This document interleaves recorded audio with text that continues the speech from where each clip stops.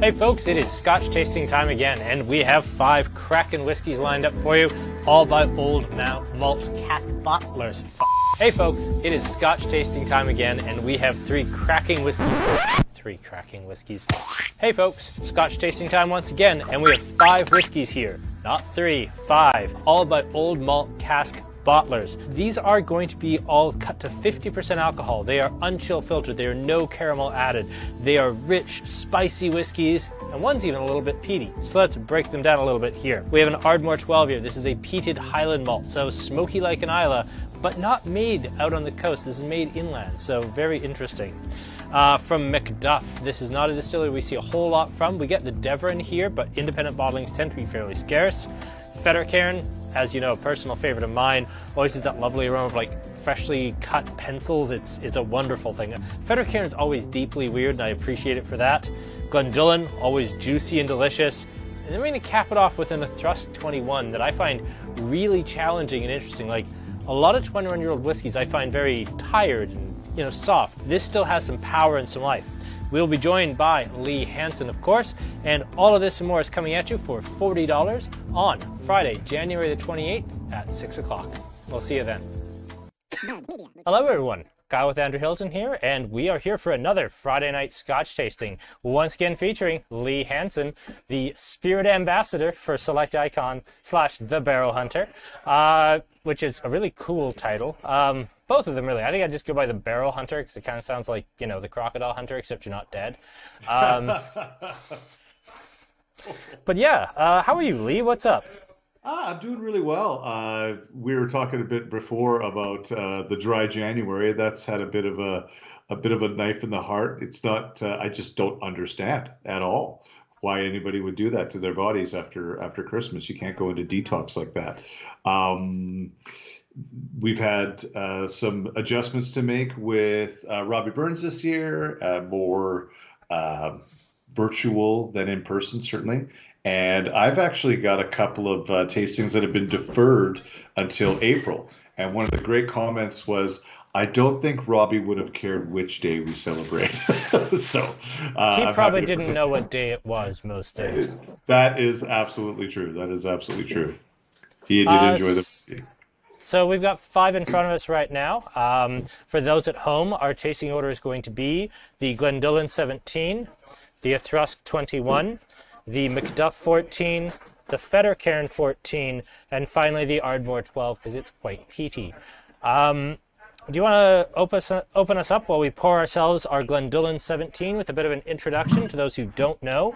1 of yourself and 2 of Hunter Laing. And let's not cover the concept of independent bottlings yet. We'll do that when we get to the Auchroisk here for those who aren't familiar. I know most of you are familiar, but we're going to cover it anyway because we ought to.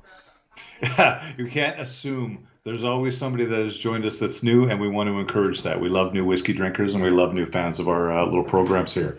The Hunter Laing group is who produces the old Malt Cask. They've been in the whiskey business for 3 generations now. We're dealing with the 3rd generation, which is working with grandfathered-in contracts. Literally, their grandfather got contracts with a number of different distilleries. Starting out as a blend, great legendary story. Some American businessmen in the mid to late 40s, 1947, on an elevator lamenting that they had a deal fall through and they weren't able to go back to their boss with a whiskey blend that they wanted to come up with to export to the U.S. And Douglas Laing was in that elevator, overheard them and said, "Boys, if I could get you a blended whiskey by the end of the week, would you consider working with me?" And they said, yes, of course. So he went out and got 55 handshakes by the end of the week and got them a blend in concept and then put it together in reality. And the best part is at the time, he was not in the whiskey business. So just right place, right time, was a fan, knew some people, but wasn't in the business proper. And now this has become something that's beloved all over the world. And we're going to be tasting through the old Malt Cask line. My introduction, I started drinking whiskey at far too young an age. It was more of a means to an end for nap time. My grandfather got a taste for this stuff during World War II when he was stationed in Rugby, where he met my grandmother. No World War II, no Lee Hanson, so it's my favorite war. And if you have to have a favorite, and yeah, I got a taste for whiskey in my youth, and moved into fine wine, and then came back around to whiskey after 15 years of working in wine production and distribution. And that's incidentally where I got started working with Kyle and his dad. So long relationship there. Yeah, I've been working with you basically as long as I've been in the business, so it's always nice to see you. Yeah, good. So, and no, you're right, Sean. It's not the greatest turnout we've ever had. Dry January has unfortunately turned our, and just January in general has kind of turned our viewership numbers down a little bit. This is the very first Scotch tasting we didn't sell out. So, a little bit sad, but for anyone who's, watching this in the future, there may still be Scotch tastings available. So we do have those. Let's open with, and okay, I'm kind of going to give away my bias at the start here. The Glendullan 17, unfortunately now sold out. We sold our last bottle for sale this morning. And at least for my original pass through these when we were actually filling the little bottles, I think my favorite on the lineup is the one we're starting with, the Glendullan 17. Just fruit and softness and richness. I like 17-year-old scotches, and this just bursts with mandarin orange and mango and tropical fruit. Like, what a dram to start with. And this is the lightest one we're doing. Yeah, it's and then we're all refill hogshead, all ex-bourbon casks that have been put back together as a 225-liter format. So very much a Scottish invention. If anybody doesn't know, a bourbon barrel is typically 200 liters. And many years ago, when they were shipping these ex-bourbon barrels over, canny Scotsmen figured out how to make these Franken barrels and put more staves in them to create a larger vessel that was 225 liters. And that became a standard just for how they would reconfigure these barrels. We're seeing bourbon barrels come back, but if we got anything with a bit of age on it, if it's not proclaiming through the hills that sherry, my God, it's a sherry cask, it's more than likely a refill bourbon hogshead. And for a nice little Speysider like this, having a nice amount of time, 17 years, as you can see on the label, will allow that refill to kind of give up its secrets. Now, we're not going to get a ton of that woodsy, grippy kind of character that we would if it was a first fill. And what that does is it allows the distillate that's going into this barrel to really concentrate and show its strengths. As Kyle mentioned, there's a tremendous amount of fruit. It might be one of the coolest distilleries you've never heard of. Glendullan, it's been around since 1897, was a favorite of King Edward VII, which his reign was shortly after they started. So he got in early. They went through a nice big expansion to meet with a whiskey boom in the mid-70s. They built a whole extra distillery right next door. Did you see what moved in next door? We're going to get killed. And then eventually the original still was decommissioned in 1985. So not a huge one. We got 3.6 million liters, which sounds like a lot, but in the grand scheme of things, it is not. Current owners Diageo have released this one in their Singleton range. So yeah, and I actually pulled that out because it's a bit of a cool. It's a fun story because, I mean, I can remember a Thrusk, and this is dating myself a bit. I remember the Singleton of a Thrusk being the Singleton on the shelves when I started here in 2000.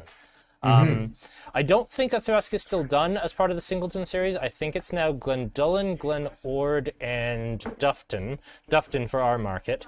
But it depends. Like, if you're in Europe, Singleton is still Glendullan, and if you're in Asia, Singleton is Glen Ord. And if you're here, it's the Singleton of Dufton.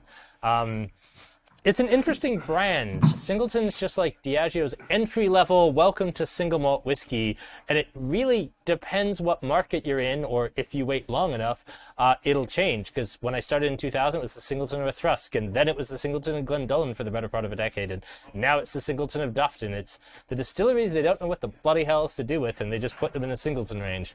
Yeah, I agree. I think they've got like an Excel spreadsheet that says we need to have X number of Singletons on the go at any given time.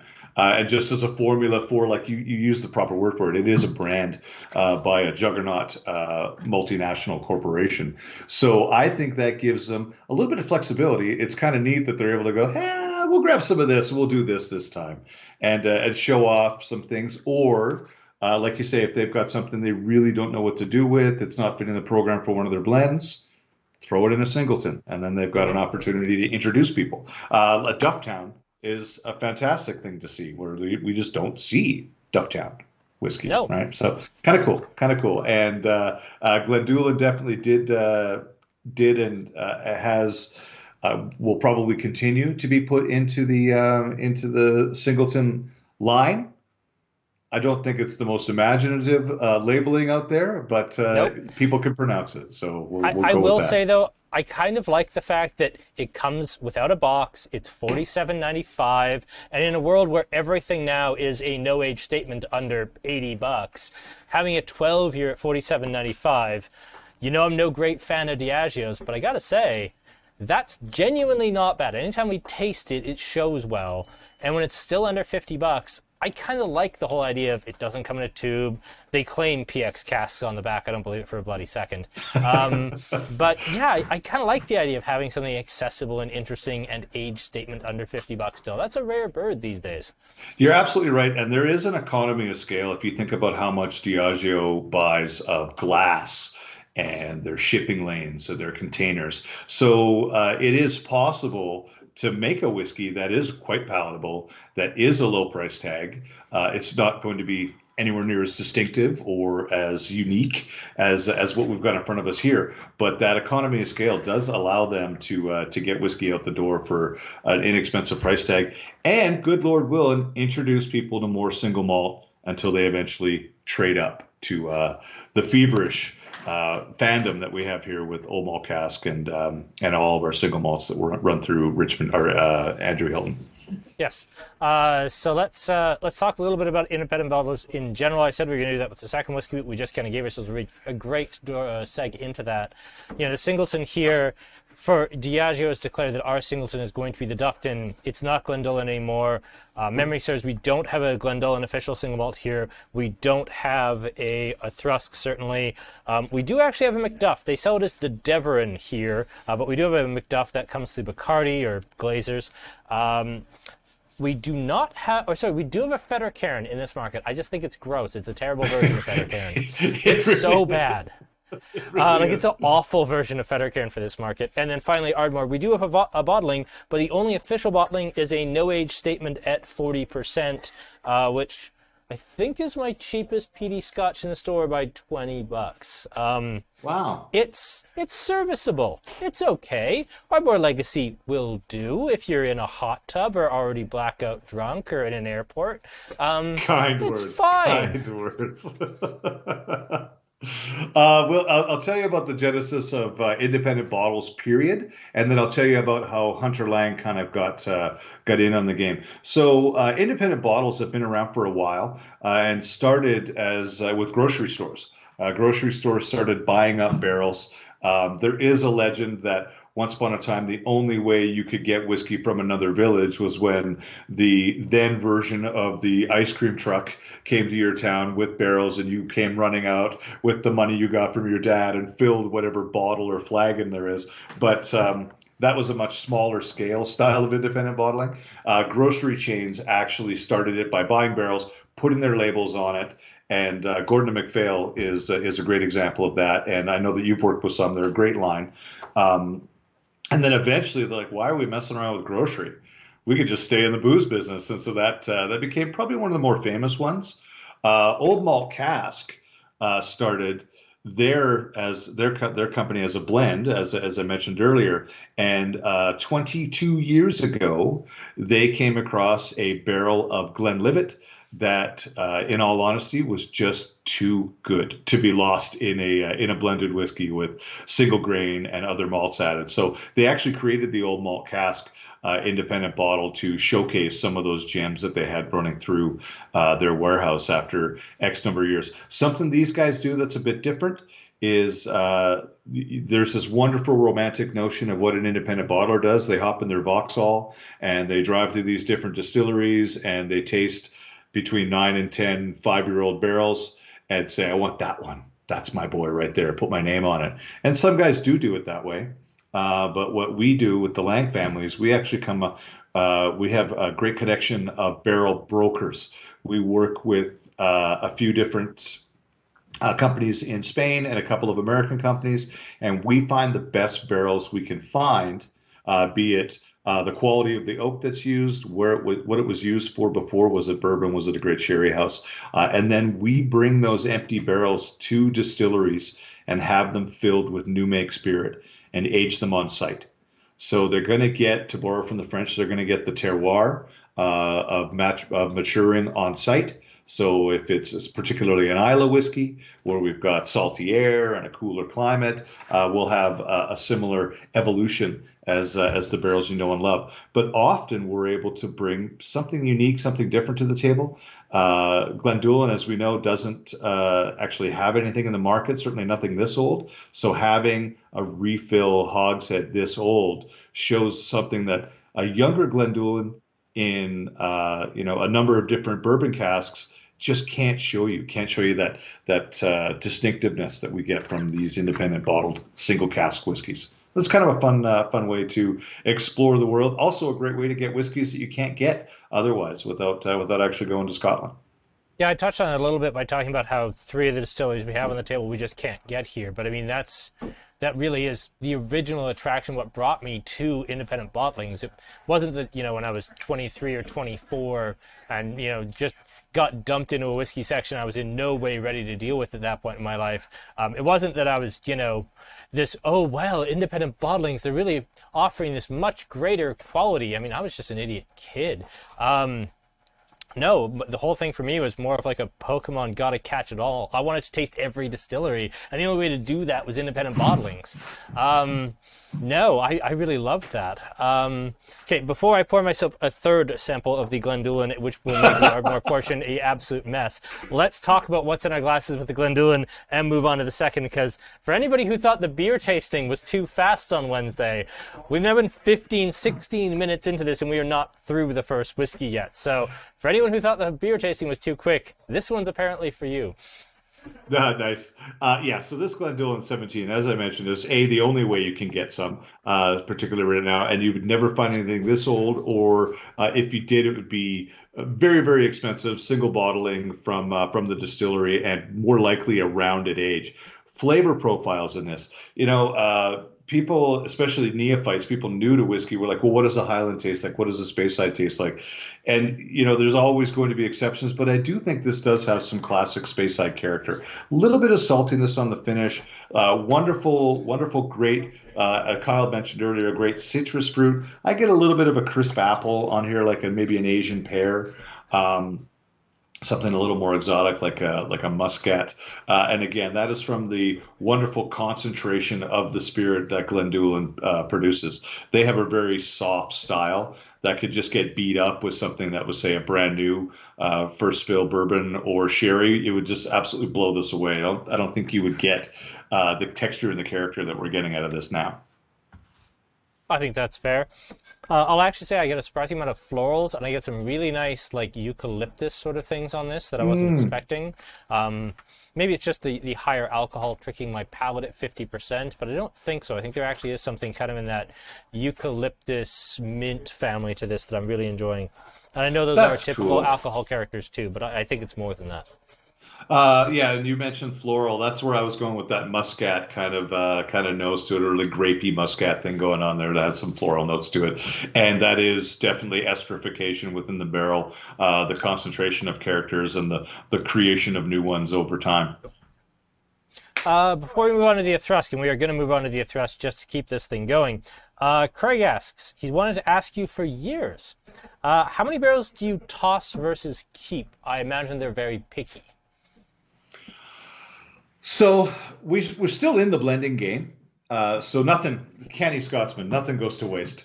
But not everything makes it into, certainly into the old Malt Cask line for sure, and first edition, and the newly relaunched Hepburn's Choice, where we're a little more experimental. We can do some finishes with those. You can fix bad whiskeys with great barrels, but you can't make a bad whiskey with a great barrel. And our barrel first approach kind of is our fail safe there. It's almost like a cheat. We don't have to throw out a lot, But if we did have something that wasn't going to stand alone on as its old malt cask single cask line, what we do is we use those in different blends. We've got the Highland Journey, we have an Isla Journey, and coincidentally a Speyside Journey that's coming out as well. And those are wonderful blended whiskeys at 46%. So still keeping that clean, no additive theme, but it is something we compose, and we would use the whiskeys that aren't quite good enough for single barrel into those blends. Beautiful. So you mentioned the Langs do some blending. Do they have like a Adelphi Bottlers has their like just inexpensive Grant's competitor? Is there a Lang equivalent? Not maybe in this market, but yeah, I haven't brought it in. It's called House of Peers. It is wonderful. It's really really nice. There's another one that they're looking at bringing in, creating. That it's called Park Circus, which is strangely enough their address, and you know. We can poo-poo blends all we want, but it is 94% of the Scotch whiskey industry. So wouldn't be surprised if I end up bringing one of those in down the road. I did a little experiment with the Highland Journey. I let that kind of run its course, and I'm going to probably bring it back in other than a label change. Looks a lot nicer, but yeah, currently they're doing 3. beautiful. Let's move on to the Auchroisk here, the 21. I love doing a 21-year-old single malt as our second whiskey. It makes my heart sing. It feels like, the mid-2000s all over again, where we're pouring 21-year-old whiskeys for people. Like, that doesn't happen anymore. Yeah, you're right about that. And one of the fun things about setting up these tastings is, we really want to build on our character. So we start light and we get heavy, and it's the same as any wine tasting, any of the beer tastings you do.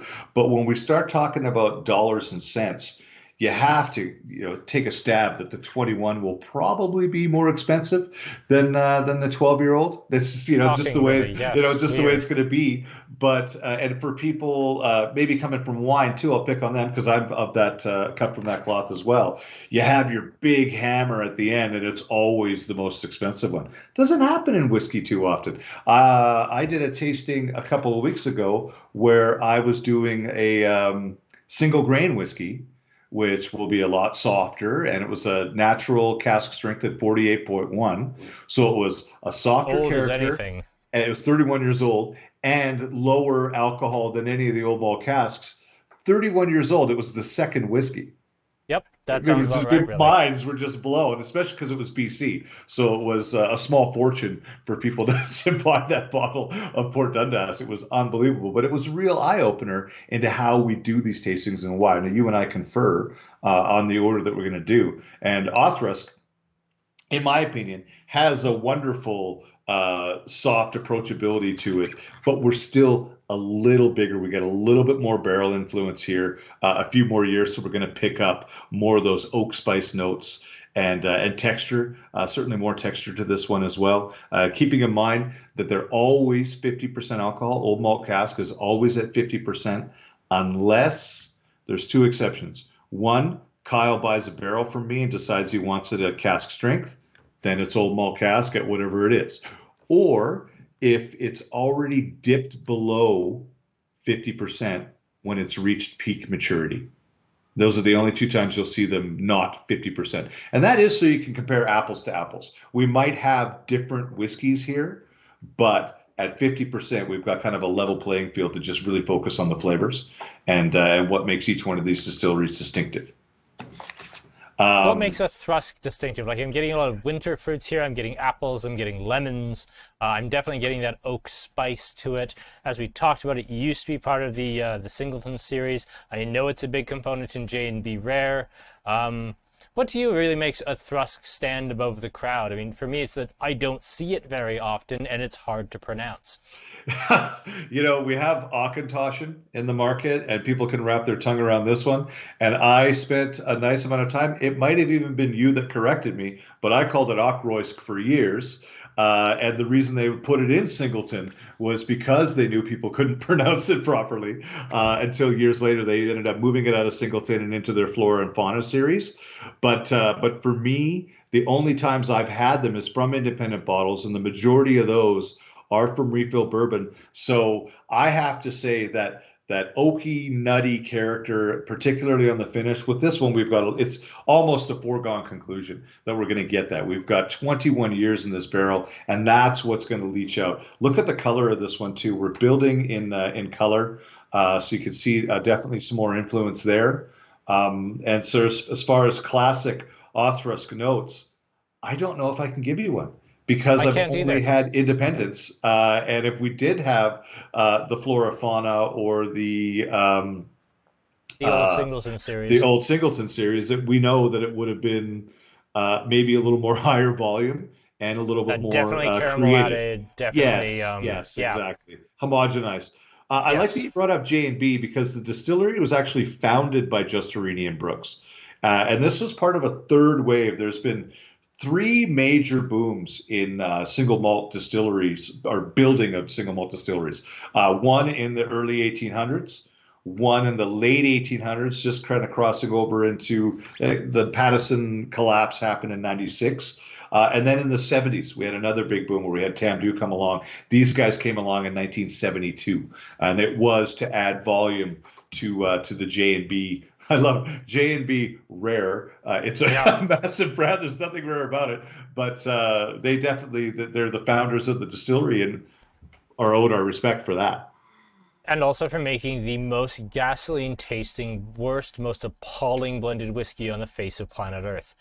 I can drink most stuff. I like Ballantines. I quite like Teachers. I can drink Adelphi's. I can choke down Grant's. Famous Grouse doesn't taste like anything, and neither does Johnny Walker. Famous Grouse tastes like water. J&B Rare tastes like gasoline. It's the most appalling blend on the market, and I don't know what it is. I love peaty whiskey. It's not peat. It's just awful, and I don't know why. I don't know what style they were going for there. It's right up there with Cutty Sark. If you put that in front of people, they're not going to become whiskey lovers overnight. That is an acquired taste. But it does speak to why the majority of those whiskeys are consumed on the rocks with soda or with water. And that's just the reality of blended whiskey. That is how it's served. And maybe because we're such purists and we're drinking it neat, or just adding some spring water instead of tap water, it's not showing at its best. We'll be kind. They'll have us be kind. We'll leave it there, but really and truly, ugh.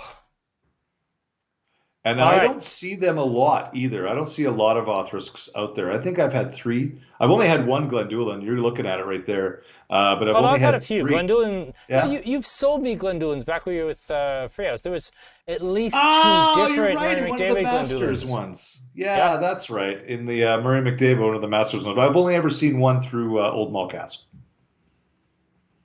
Let's move merrily right along here because we're at 26 minutes past the hour. Let's get into the Macduff here. Now, Macduff is a name that I kind of come to distrust as a retailer. Because people say the name Macduff, it's like, oh, that sounds so plain. It must be like the Lay's potato chips of Scotch. It sounds so stereotypical, which is kind of why I think that with Bacardi Glazers, when they brought out their own Macduff single malt into the market, which apart from coming in a dark blue frosted glass bottle that I think kind of looks stupid, like I like the whiskey. Oh God, it's even in a plastic bag, which is even worse. Sorry, Plaid. It looks stupid. It really does. And it does say distilled at Macduff Distillery in the finest fine print on the damn bottle. It does actually tell you where it's distilled. And it does on the tube as well. I should point out that's actually the third name.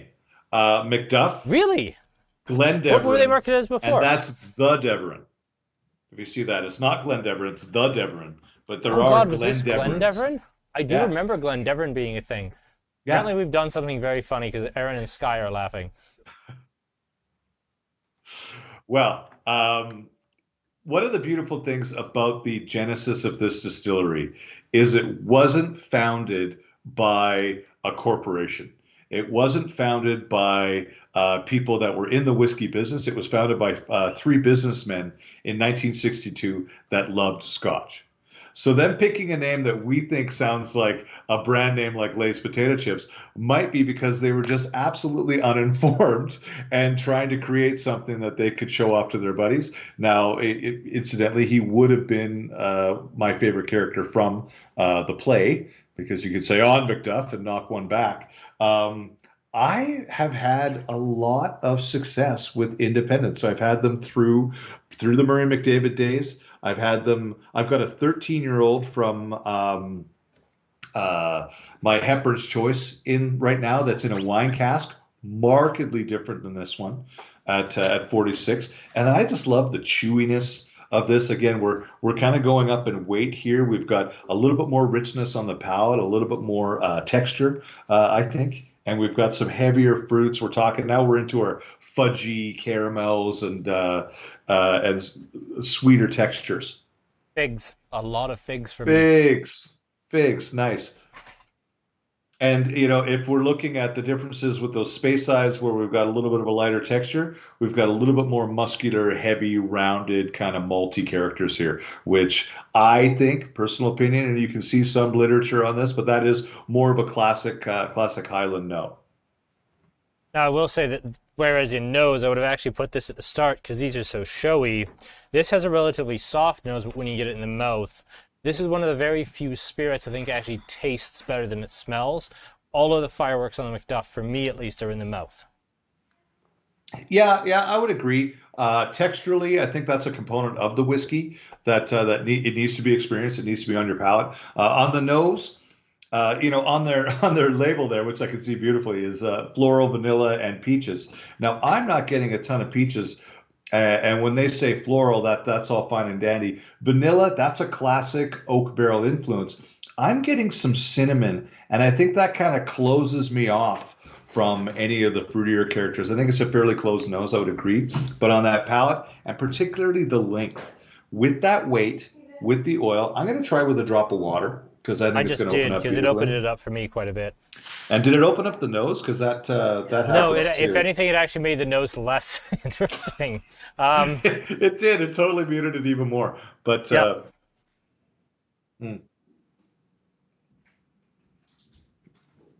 On the palate, yes, Craig said new leather. I think that's fair. I like new leather. I think that's a good note. Yeah, I like the barbershop razor sharpener, and you get that kind of dustiness in there too from a little bit of time in barrel.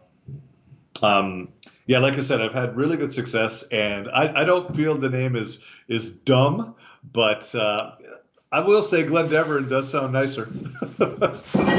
It does. But there's no taking away from this whiskey, and if I can, I will probably have 2 or 3 Macduffs a year.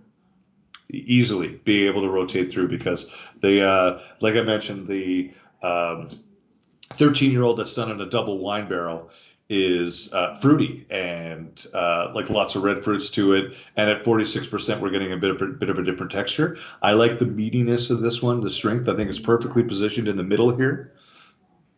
I will actually say that this finish on this goes longer than either of the 2 more expensive whiskeys. Yeah. I wonder if maybe those are a little more delicate given their age. And the shape is still. Yeah, for sure. This is definitely one of those big fat stills that allows a lot of oil over the line arm. Yeah, and likely a stronger tilt down too, so we have it happens a little faster too. Less copper contact, and we'll pull it through. I might be able to drink this all night though. 287 bottles. I believe it's in the 200s. Yeah, 282 actually. Yeah, this is a fun one to really, like you say, get these whiskeys here that people don't know, and now that the whiskey is here under the Deveron, it's kind of like our little secret. Like you got to know. It really is. And this is something that happens not just with our independent bottles, and I think that this is the decision on Bacardi's part to say we don't want independent bottles of Glendeveron or the Deveron. We want to move that. That's our baby. But we still have grandfathered in contracts with you guys. Every independent bottler is using the word Macduff. This really finishes like shortbread too, which I quite like. Nice, nice. Yep. Yeah, more of that vanilla too. I could drink that all night. Probably shouldn't. Got We still have a lot more night to go. there we Speaking of go. which, we are on to Fettercairn, the whiskey of freshly sharpened pencils. That's the dominant tasty note I always get is the pencil sharpener that all of us had in elementary school, and when you went to empty it, that exact smell of shaved wood and graphite is to me the predominant note on every Fettercairn I've ever had. I hope this will be no different, otherwise that was a terrible explanation. No, it's still there. Nope, It's the still graphite there. in particular is still there. I like Fettercairn, and again, moving in the right direction here. We like right off the bat on the nose. There's we can talk about this in we say sulfur in the good way, where there's just a real heady meatiness to the spirit on the nose, and that's something that I think Fettercairn shows almost every time. And they go through a rather unique process. It's absolutely unique. They're the only guys that do it. They actually have a coil around the neck of the still, a cooling coil fed with spring water that increases reaction with the copper in the neck as the vapor is going up. So it almost gives it an extra distillation in the neck before it reaches the line arm. So that's something that's unique to them. Really, really cool history. Now this was started by Sir Alexander Ramsay in 1824, right after the Excise Act. He hired illicit stillmen, guys that have been making whiskey illegally for decades. He hired a big handful, like the Dirty Dozen, get them to come work for him. So he had the best whiskey out of the gate when all these other distilleries were coming up, because he had guys that knew what the hell they were doing. Now, unfortunately, he ran into some financial trouble and had to sell it. He sold it to the Gladstone family, and the Gladstone family, 3 generations later, ended up producing a politician who came along, moved up through the ranks, became the exchequer, and then eventually, which was like the comptroller of the country, and then eventually became prime minister, where he brought in sweeping tax reform on Scotch whiskey. So he's a bit of a hero of ours. Before those changes, excise taxes were applied at the ABV coming out of the still. And out of a second distillation, you're typically looking at between 68 and 75% alcohol, and then it would age and the angel share would go away. So they were actually getting taxed on what was coming out of the still. That change in regulation made it so they were getting taxed as the whiskey left the building and what was in the bottle, the alcohol percentage in the bottle. So saved them a ton of money. It ended up all kind of coming out in the wash, really, because they were making better product, selling more, had more operating capital to do so. So there was an uptick in the coffers. So they were getting actually more money eventually. But it was a reform that came about because of the family's experience running Fettercairn. This is something that was top of mind when he became prime minister. Do you get what I'm talking about? Yeah, this has a beautiful, like, lightly sulfur characteristic to it, which I quite like. And Fettercairn's so unique for that. I don't want to say you can really taste the neck, but maybe that's what it is. There's so many ways we could go with that we're not going to. But nope, exactly. Yeah, it definitely has that. And I've had opportunity to try. There has been a release from the distillery in the Flora Fauna series. They had a 21-year-old. And I have to say, not as good and not worth the money. They sherried it up too much, in my opinion. We're missing this meat. 1 second here, Lee. Aaron, would you get me another glass, please? Like this type. This is an Axie ground I've had for a while. I don't like the Flora and Fauna series, full stop. The Clynelish in that series is the worst Clynelish. I've never had like a Flora and Fauna series like since the early 2000s we started getting them here. I know they predate that, but since they've started like trickling over into North America, and we don't see a lot of them, but we see 3 or 4 in the market at least, they're just not very good right across the board. They are say what you want about the Classic 6. I mean, it's still the Classic 6. I still quite like Lagavulin 16, if I could ever get it. I still like Dalwhinnie 15. I still like, I want to see Craigellachie, but it's Cragganmore 12. I still like the Classic 6 in a lot of ways. I still like Talisker. The Flora and Fauna series has always left me incredibly flat. And it's an interesting experiment on theirs. If you want to showcase uniqueness, that's one thing. But if you're trying to build fan base, why would you do something that isn't typical, that doesn't have what we're expecting as Clynelish fans? Maybe they don't care. Maybe they think they're introducing something. I don't know what they're thinking, but I would have to agree that it is more miss than hit in my experience. We don't get a lot of them. We don't need them. No, because they don't sell. They don't sell, but we don't need them. For being a Diageo product. Oh, no, let's get a Clynelish. Well, we get lots of Clynelish. Yeah. Right? Well, we used to. True. Are there any Clynelish? I don't have a Clynelish on my shelves, and it's my favorite distillery. There's nothing out there. Yeah, that's true. If anybody is curious, yes, I am actively trying to buy a Clynelish barrel off Lee, and it's not going very well. It's not going well for me either. Yeah. Okay, so I am going to take a slight regression here because we had somebody ask, how does the Macduff 14 compare against the Devon? I'm just going to quickly answer that by opening this. Oh, fun. And we'll actually curious to see the color, too. I'm curious to see the color, too, because I feel like this was fairly dark the last time I had it. And does this say natural? Again, I don't have any notes on this because I wasn't planning on opening this, so forgive me if I'm kind of learning as I go here, but... Oh, God, the text on the back. When billows break and har ghosts in, then tasty home or some bit warm. Obviously, it's Robbie Burns. Unwind with toasted grains and apple, seaborn spice, calm from the storm. Then they immediately transition into just general back-of-label distillery speak, which is great. No, they don't say what it's aged in. They don't see natural color. They don't see anything like that. So, what's the ABV? 40. Okay, so we can make our guesses there. It's not going to be special. Yeah, we can make our guesses there that it has been chill filtered. Yes, we certainly can, and we can almost certainly guarantee it's been colored because it doesn't say it hasn't been. Right. So let's just if you chill filter, you almost have to add color because the filtration pulls strips color out the color. Yes, it does. I will say full marks on like the kind of enamel top of the bottle cap. That looks very good. I still don't like the packaging overall, but full marks the enamel bottle cap. That looks pretty good. Well, I want to see the color because I can't see the color. Yeah, and that's the other thing. I don't like this stupid blue frosted bottle. I do like it better than opaque bottles, Bruichladdich, that don't have a little slice down the side so you can see the level inside. That's such a tiny change, but what a quality of life improvement. And yeah, look at that color difference. Like... The Macduff 14 here is 2 years older, but isn't artificially colored, and it's pale and it's lightly green. We get to the Devon, which is 10% alcohol lower, 2 years younger.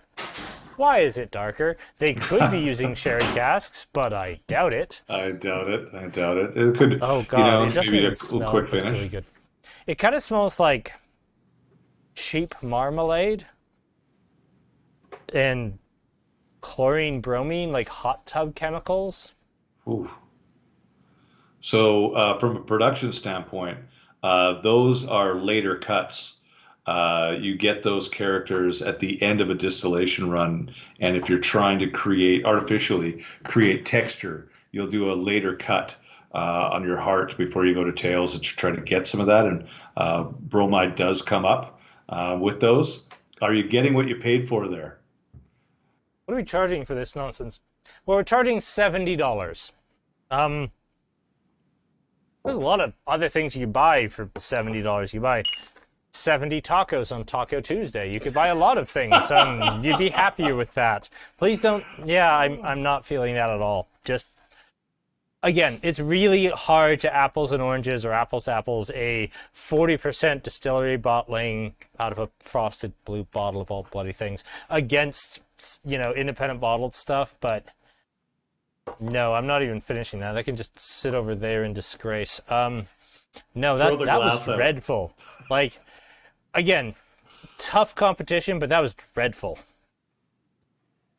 So bring it back to that Fettercairn and how much that nose is punchy now. I'm betting compared to Oh yeah, this smells great. Yeah, now this has a great nose. If anyone really wants to appreciate the nose from this, by all means, have a sniff of that Devon, and you will find whole new levels of delight in this. Actually, that is a great opportunity to kind of give an example of why do independent bottles exist. It's certainly not to promote Macduff or the Devon.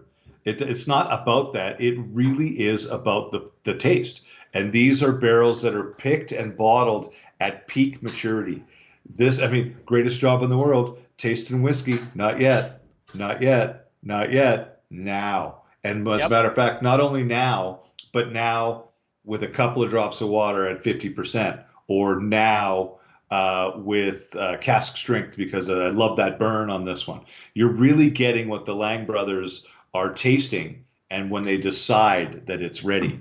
And it also showcased the beauty of how much one cask can make a difference. Now, a bottle run, I don't work for Bacardi, but I can tell you that it's probably more than 280 bottles, right? 282, Just I think it was. slightly. And that's a business model they have where they're able to churn out a lot of whiskey, hundreds and hundreds and hundreds of bottles, and repeat that flavor profile with the additives that they've got, and you're paying for that. What are you paying for with Macduff or Fettercairn or Ardmore? All of these different whiskeys, you're paying for peak maturity and individuality of a single cask. Hmm. All right. Well, the last whiskey, you don't have any samples, and I do see the hilarious commentary going on here. It is not a ringing endorsement. I was not tasting the Singleton, although I do generally recommend it for under $50. I mean, this and $27 would get you that. I'm gonna stop. It's just getting mean at this point. It's becoming bullying. And I do genuinely think that the Singleton for $47 in a world where, like, Glenfiddich 12 is getting up on 62, and I'm not really taking that much margin on Glenfiddich 12. Really and truly, you could do worse than the Singleton. The Devon, it's going down here. Not even looking at it. You can't stand behind it. No, I can't. No, Somebody will take a picture. I can't even. No, that I can just. If anyone has any great whiskey cocktails where the flavor of the whiskey is completely masked, do let me know in the comments so that we can maybe do something with that. I need a jar of maraschino cherry stat. Yeah, I need a jar of maraschino cherries and like a blender margarita mix. And even then, it would probably ruin it. All right. Let's go on to the Ardmore 12, the whiskey you don't have in front of you. You don't have one of these. No, I don't have one of those, but I do have a deep, deep love of Ardmore. There's so many teachable moments here. First one I'm going to get into is we're a Highland whiskey, but we're a peated Highland whiskey. The level of peat in Ardmore can change, obviously, from one vatting to the next, one malting to the next. Sorry, but they do have a standard, and that standard is the same parts per million as Ardbeg.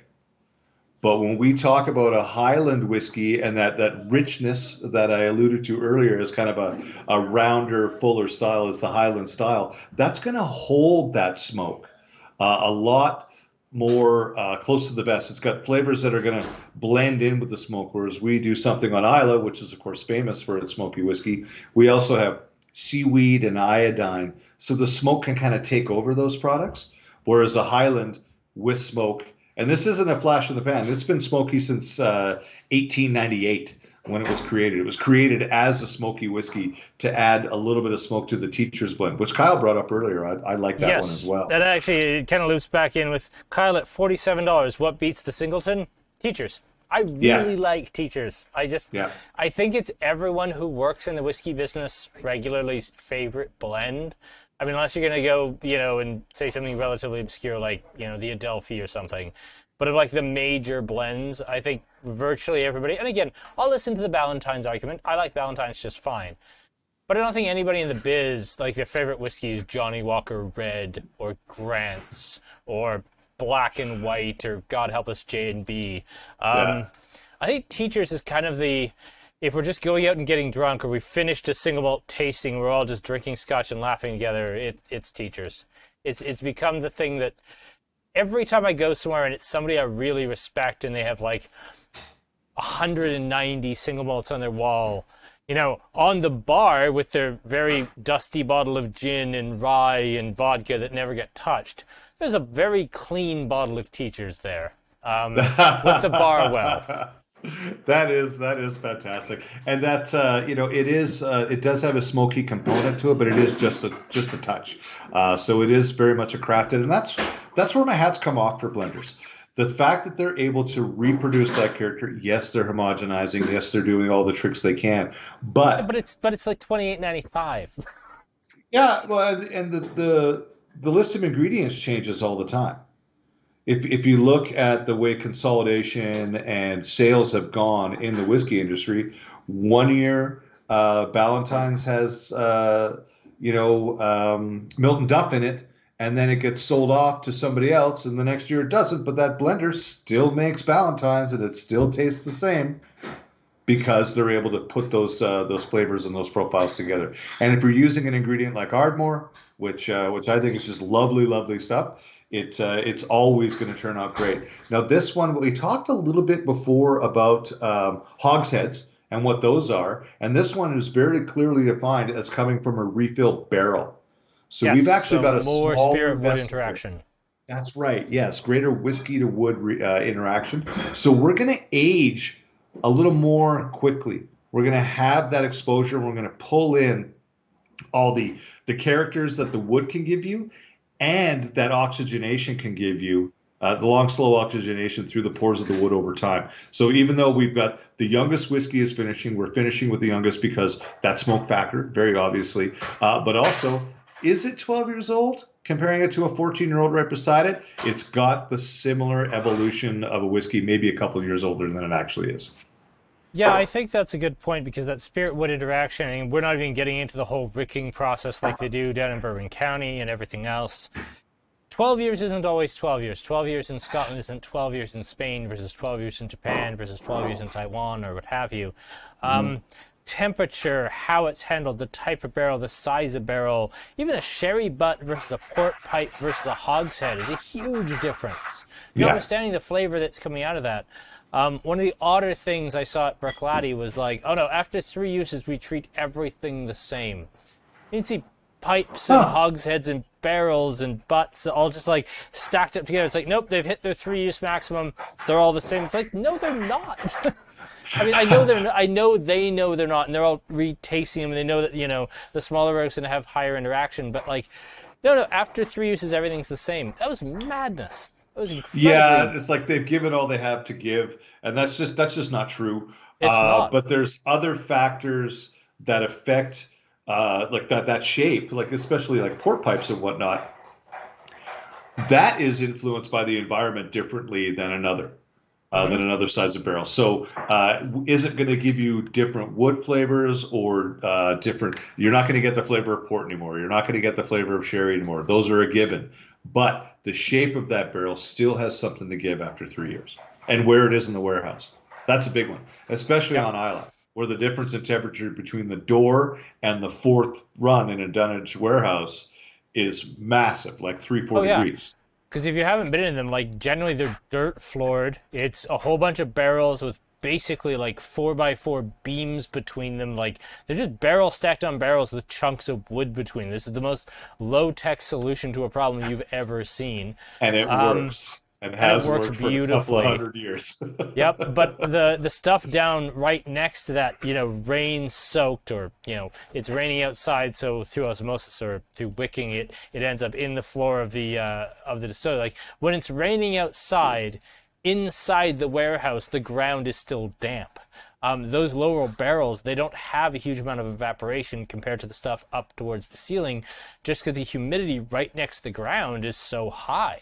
I mean, spirit almost can't evaporate compared to the top of the warehouse, which is only 3 barrels tall with like a cheap tin roof over it for some of the old warehouses. I know the new ones are much nicer, but the old ones are really fun, especially on Islay. And yeah, they're so damp and dirty and dank, and they're just wonderful places to spend time. Well, and they do, we call those dunnage warehouses, the dirt Hmm. floors, and they're only 3 high. And then there is now, certainly in a evolution, you're going to have modernization. So there are palletized warehouses. So we're going Yep, up literally barrels on end on pallets going up 7 or 8 high. And I've then seen we that. Yep. have climate controlled, pristine, you could eat off the floor. Things are happening slowly, falsely, if you ask Yeah, me. that's It's kind it's, of how it's I a feel little about it less too. romantic, certainly, but it is controlled. And if it's a billion-dollar industry, that control is desirable, certainly for those bigger companies. But yeah, we talk about I'd the say Bruichladdich one. give. We both know that one well, and Yep, it we knew you it know is. exactly which warehouse I'm talking about. It's the one in Port Charlotte. It's not even in Yeah, Bruichladdich. yeah, that's exactly the one. That's awesome. Hmm. I'll let you speak to the flavor notes on that one because I don't have it in front of me. I could talk about the one that I've got that's 6 years old, but it's going to be a little different. Okay, so the debate in the comments here is about, does this show peat, does this show smoke more? I'm gonna lean more on the smoke side. I definitely get campfire. I get that fresh cracked, not burnt cedar, like the smell of freshly cut cedar firewood from like a campground sort of thing. There is a peaty note here. There is a touch of medicinal, but it's not overpowering. I'd say if we were putting in a percentage, say 2/3 smoke to 1/3 peat. The If I was going to lodge a complaint against a whiskey I very much like, it's almost that the grain characteristic is a little bit buried under the smoke and peat, and I think that's maybe my big complaint with Lafroig as well. I think what separates Ardbeg from Lafroig is that Ardbeg, you still taste the grain underneath the peat and smoke, notwithstanding Supernova, which just tastes like, smoky peat. I like this. I wish it showed a little more grain character, but if we're just talking about the peat notes, I think I get more smoke than peat, but it's very much a blend of the two, and I think that's what actually makes it great, is that I don't have to pick one or the other. It's both. Maybe it's leaning a little more towards smoke, but if anything, I wish it had a little more grain, but it's so brilliantly balanced. It's just, if it had a little more grain, it'd be perfect. One of the reasons why I love Ardmore, period, like across the board, and actually, to be fair, I haven't had their distillery offering lately, um, but it is that balance, and I often refer to this one as training wheel smoke. You can't throw Supernova at somebody and expect them to get it. But if you're in your journey and you're starting to recognize that some of your friends seem to really like this peaty stuff, what the hell? It smells like sweat socks to me. Ardmore is a great place to cut your teeth and start experiencing the smoke, like as you mentioned, and we use them interchangeably, and we shouldn't. Peat is that oily phenolic character, and smoke is smoke. That's from burning of peat logs. So Yeah, but I would if actually the split it out further than that. I would actually say that smoke is a cleaner smell. It's the Bowmore hung sausage and ham. It's the Kalila, the like clean wood nitrates. smoke cedar. Yeah, it's that. Peat to me is green. Smoke to me, like, in my palate, is like brown to gray. They're different smells. Mhm. Peat is all the greenness.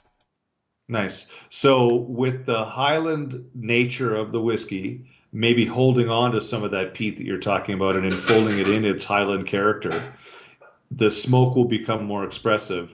And I think that everybody understands what smoke smells and tastes like, and everybody could like it, but it's the peat that messes it up. That's the acquired taste, is the peat portion of it.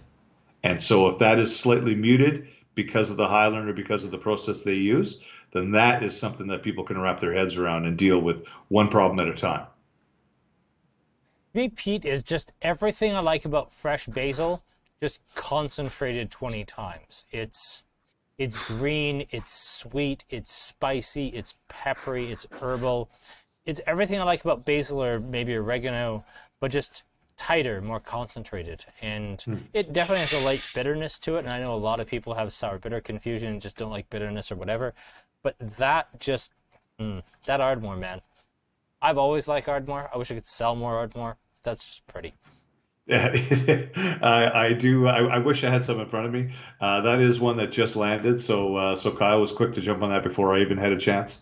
Um, and I'm super happy to hear your positive thoughts on it because when I looked at I get the little samples, but I get a lot of these, a lot of these. This everyone thinks I might just head to Scotland. I get these.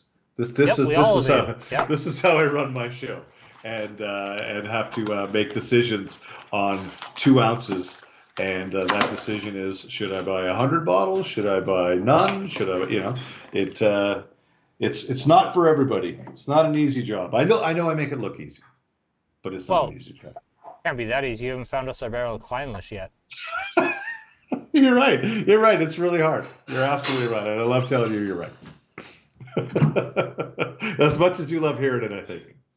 No, what I want to hear is, hey, Kyle, I found you your barrel of Kleinlish. Well, I've got a barrel list that I've been hounding them for. It's quite funny.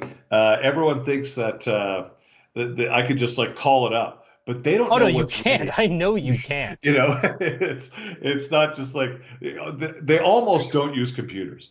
I mean, of course they do, and we email each other and all that. But there is, a list that they're keeping that isn't available to everybody because they would have more Lee Hansons in the world. Like, hey, where is it? Where is it? Where is it? And I'm happy that they don't because it does make it, as hard as it is, it does still make it easier for me to get these barrels when I do Absolutely. Get whole barrels for you guys. Yep. Awesome. Well, we will leave it there. Thank you, Lee. This was a lot of fun. We're not going to rank them because you are the agent for these. I will still say I love the Glendullan like I did before. I learned to love this Macduff, which I didn't expect, but maybe tasting the living on the floor appropriately, Deveron, made me appreciate it more. This Ardmore was lovely. The Fettercairn was exactly what I expected. I feel like we kind of left this a Thrusk, not in the dust by any means, but it kind of got lost a little bit because everything else was so forward, and a Thrusk stock and trade here is being so subtle and complex and spicy.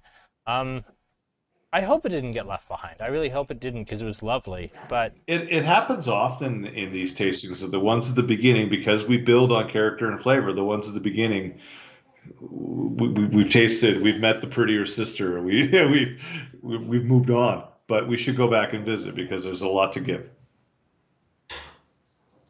Oh, we got some rankings coming in. Craig's just going to go 4, 1, 3, 2. And yeah, 1, 5, 3, 2, 4. So yeah, I think what I feared was true. The Thrusk is getting left behind. So lots of love for the Glendullan. Lots of love for the Ardmore. Bit of love here for the Fettercairn. But yeah, thank you to everyone for tuning in. This was great. Not our biggest crowd, but you know what? It's January, and January sucks. That's just the nature of the liquor industry. January's death. Hopefully you made enough money in December that you can survive January. Keep the lights on. YouTube watcher. Oh, and a special hello to our YouTube watchers. All 2 of them. 3 of them. 3 of them. Yeah. Oh, Hey! Hey, there is 50% more of them than I thought. It's now a day 2.